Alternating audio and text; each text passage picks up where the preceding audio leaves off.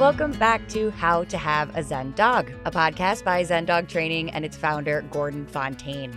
I'm your host, Caitlin White, and on this show, we talk about Zen Dog training methods and approaches to help people better communicate with their dog and train through compassion and mutual understanding. Now, on every episode here, we explore the Zen Dog way of training people and the dogs they love and help you understand what works, what doesn't, and why.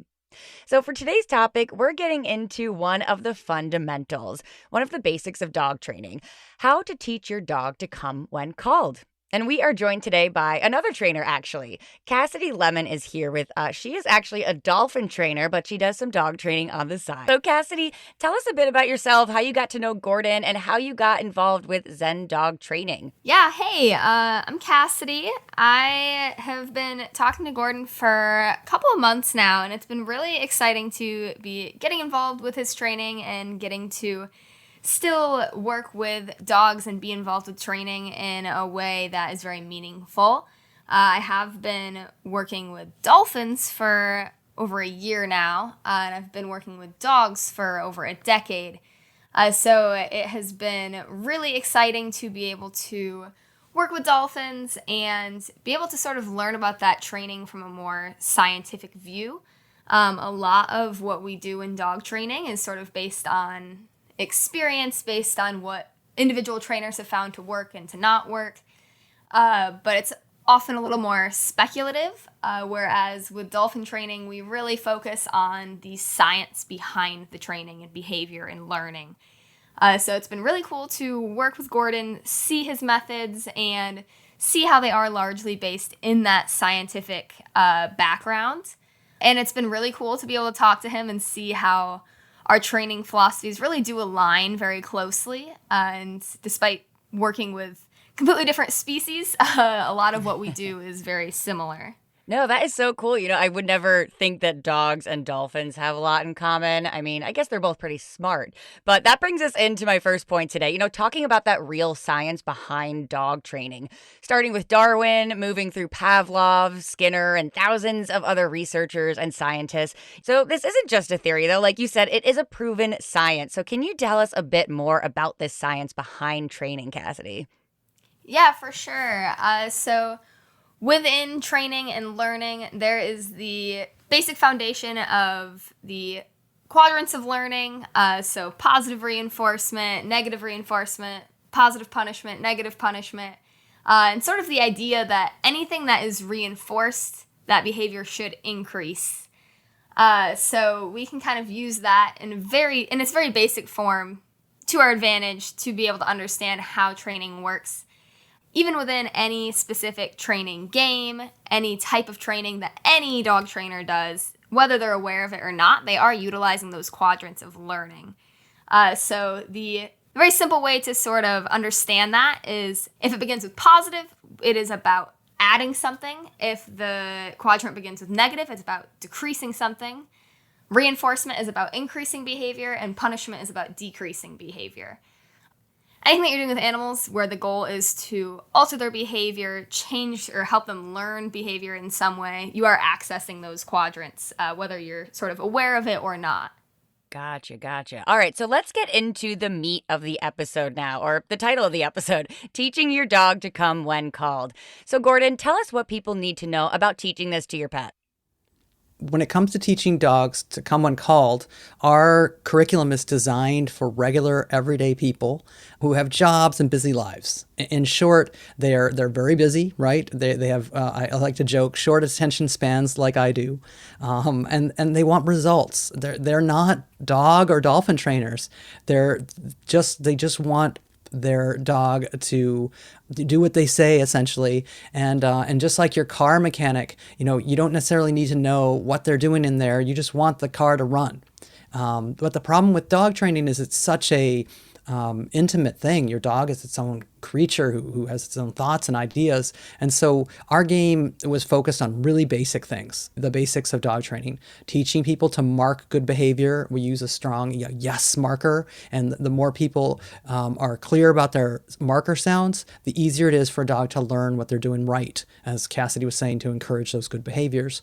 We also were focused on getting correct timing, because timing is really important. Dog live in the moment, and that's part of the Zen aspect of being a dog, and that we want our people or clients to know how to use that right timing to catch things in the moment and let their dogs understand. And so we're encouraging people to remember the basics. That's high value treats, to notice and reward good behaviors, have enthusiastic praise, and to remember the rewards, and even jackpot good behaviors with high value treats. And so that's kind of where our game was before we talked to Kassady about taking it to the next level. Yeah, so I'm really passionate about teaching dogs to come and any games involved with them coming when called, because it is such an important life skill for them to have. And the coming when called game that Zen Dog was using was really great, as is most of their content. Everything I was looking through I thought was very science-based, very effective, but did want to come in and try to elevate some of that. So the coming when called game is the first thing I was kind of really focusing on trying to elevate, bring to the next level. So I'm building upon that game that already existed to help encourage the dog to really want to come when called. Partially that's done by tapping into their natural instinct to want to chase. So a big part of this game is you're not only calling a dog, reinforcing them when they come to you, but when you call the dog, you're actually going to run in the opposite direction. So that not only utilizes that reinforcement of the behavior you want to see, but naturally encourages the behavior by sort of tapping into that natural instinct. It also helps to make the game more fun for the dog, and ideally more fun for the people. It's something that might feel a little silly to some people, but usually once you sort of get into it, get running around with your dog, having fun with your dog, you tend to end up actually having a lot of fun with it as well, which is important. It's also a really great opportunity for us to utilize that yes marker that Gordon mentioned. Yes simply just tells the dog that they've done something correctly. They're going to be receiving reinforcement. So it's really important that they have a solid understanding of that. So using it in any game that we're playing is really important, helping to sort of charge that yes word, them understanding what it means and having that history of reinforcement behind it. But especially getting it involved in a really high energy, fun game like this can really help to add that value to that yes marker. I love that. I love that you emphasized, making sure it's fun for both the dog and the person to keep it enticing and exciting for everyone involved in the training. Now, I know most people are probably coming to you guys with puppies, but what about with older dogs or adopted dogs? Is there anything different that needs to be done, Gordon, if you're changing your dog's name? I mean, how do they learn to respond to a new name if they already kind of have another one? Well, it's interesting you should ask that question. The very first game we teach with all our new clients is a game we call Name Game, which helps ensure that dogs know their name. It's a great way to teach a dog a new name, which isn't as hard as it seems in a new adoption situation. But the big punchline there is we also want people to be aware that they shouldn't and really can't use their dog's name for punishment. A lot of times people say like, Muffin, no. And they don't understand that they're mixing signals here. Muffin, or the dog's name, needs to be positive. That if you say like Muffin, no, you can hurt the chances of your dog, their name meaning look and come, because they start to associate their name with a negative. So we really focus on Name Game to either teach a dog a new name or really encourage them to come when called, or recognize that how you use the name is really important. Gotcha. Kassady, any experience with kind of changing dolphins or dogs' names? Is there anything you want to throw in there? Yeah, so I have never personally had to work on changing an animal's name. The dogs that I've had, I've either gotten as puppies or as an adult where I've kept their name. But it is a fairly simple process. We definitely like to anthropomorphize dogs in a way where we think, oh, if someone changed our name, like that would be such a hard thing to deal with. Yeah. But in That's so dogs, true. it is really just a conditioned response. So they sort of understand their name means they should pay attention. They're going to get some sort of reinforcement. For whatever reason, they should look and see what's going on, which is very much taught through that name game that Gordon has come up with. But so teaching them a new name is not like violating a sense of self or anything. Right. It's simply just creating a new conditioned response to that word. That's so funny. I know if I changed my name, I'd be like, who am I? But I guess a dog doesn't have that sense of existence. This is a great segue for something I want to mention before we get further, is that all the work that Kassady's doing is being kind of brought into our online solutions too. So everything we teach our clients in person, we have as well on ZDTO, on Zen Dog Training online. And so Kassady's has helped us rewrite some of these games, the Coming When Call game. And she's also going to help us shoot new videos as well, because we have over 100 videos on the website.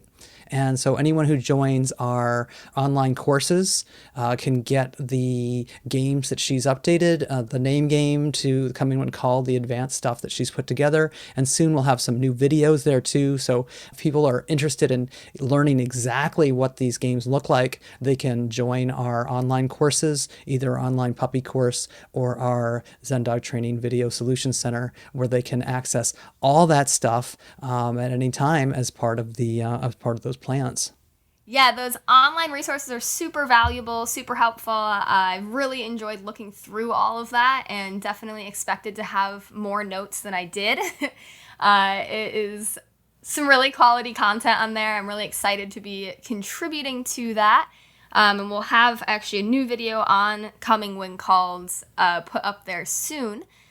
But yeah, I definitely suggest looking into that content for anyone. Having that online portal to sort of use is super helpful, since especially I know, having done dog training for so many years, it's really easy to tell someone how to do something, even practice it in the moment, and then as soon as the trainer is gone, oftentimes they have a hard time remembering what they were supposed to do or how they were supposed to do it. So being able to reference that online content is super helpful as well.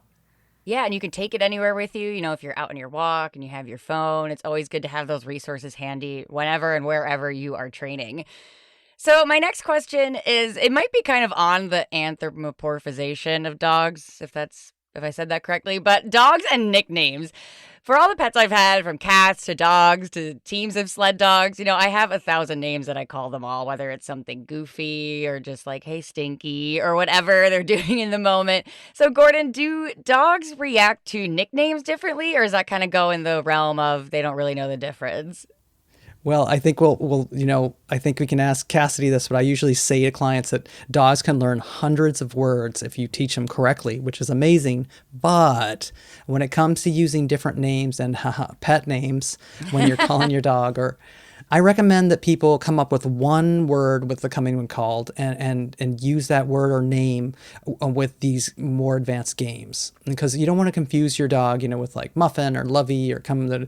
The idea is that to really help your dog understand, try to come up with one term that means come and try to stick to that. That consistency is really important in dog training. So one of the reasons, for example, we use a yes marker instead of the word good dog is that good boy or good girl gets overused. I don't know about you, but my dog is good girl. Who's a good girl? You're such a good girl. Oh, you're such a good girl. And so if I use that too often and there's not enough rewards or consequences, good girl might lose its power, which is why people use clickers or why we use the yes marker. Whenever I'm training, I say, yes, good girl. And so the same way with having a nickname or a pet name for the Coming When Called stuff, I highly recommend you stick to one word or one name when you're teaching that. But I would love to hear Kassady's thoughts on that too. Yeah, I think you've done a really good job of kind of highlighting the importance of words and the power of words with our dogs. So I definitely use tons of nicknames for my dogs, but not within the context of training. And I think that honestly, nicknames sort of give you a little bit of freedom from you're able to protect that important word, the actual name. So in the same way where you want, my dog's name is Murphy. If I say Murphy, that should mean something to him. So I'm not going to just sit around and say Murphy, Murphy, Murphy, Murphy, Murphy all the time. If I'm just kind of sitting there talking to him, staring at him, bugging him, not doing anything important, that's where I might say, you know, oh, Murph, Mr. Handsome Man, you know, whatever I call him. Yep. Because he doesn't know what that means, but it's kind of for my purposes, of course, of like, you're so freaking cute. Yeah. I gotta tell you how cute you are and call you by these silly nicknames. But then that still sort of preserves the power of him knowing that Murphy means something without that getting watered down. And that's a big thing I talk about within the Coming When Called game as well, is the power of that come word. Whatever word it is that you decide to use, I do personally use my dog's name and then come. So it would be Murphy come. And that's so important that we only use that word when you're actually in a position to do training, when you're in a position to reinforce that behavior. And so if I'm just sitting on the couch and I want him to come over and like hang out with me, I'm not going to say, Murphy, come. I'm going to say, hey, Murph, how about you get over here? Come here, buddy. You know? I reserve that actual word to kind of preserve its power and its meaning to my dog for those situations where I'm actually in the position to do that training. That way, if the time comes where I need to use that recall for something more serious, so if he's escaped my house and is running towards the road, I can feel confident that using that recall word will instinctively get him back because it has retained so much of its power and he hasn't had those opportunities to rehearse ignoring it. Rehearse ignoring it. That is such a good phrase. I love it. Well, can you tell us a bit about Murphy? Yeah, he is a corgi. Oh he my is God. the cutest little guy ever. Yes. He is so funny. He is very confident. He is like 10 inches tall, has the tiniest little legs you've ever seen, God. but he is the boss of any room that he enters. He can be in an area with 100-pound dogs. Yeah. And he's like, I'm in charge, though, guys. Oh, my God. We'll have to get a picture for our blog post and so everyone can see Murphy. Yes, for sure. I love it. Well, wrapping up here, I mean, like I said at the top, it feels like one of the most important things that we need to get down when training our dogs, making sure they know their names and like when to respond to them. So, Gordon, any last thoughts here as we wrap up this episode of teaching your dog to come when called? No, I really, really enjoy having Kassady's input on the games that we put together for Zen Dog Training and improving our online resources and videos. And I think, Kassady's input here to really dig into this dog's emotional drive to up the enthusiasm by running with you is just so important and so good for improving the game. I'm really excited to have her help. And Kassady, any last thoughts, tips, or tricks from you? Just excited to be working with you guys. I've had a lot of fun on the podcast today, and I hope that we'll be able to do it again soon. Well, Kassady, it's been a joy to have you on the show today. I'm sure we'll have you back on again because this was so fun. But you can join us again next Thursday and every Thursday after as we discuss training the Zen Dog Way and how to connect with your dog on a deeper level. Make sure you subscribe to us. We are on social media at Facebook, Instagram, YouTube. You can find us on all of those at Zen Dog Training or visit our website, zendogtraining.net.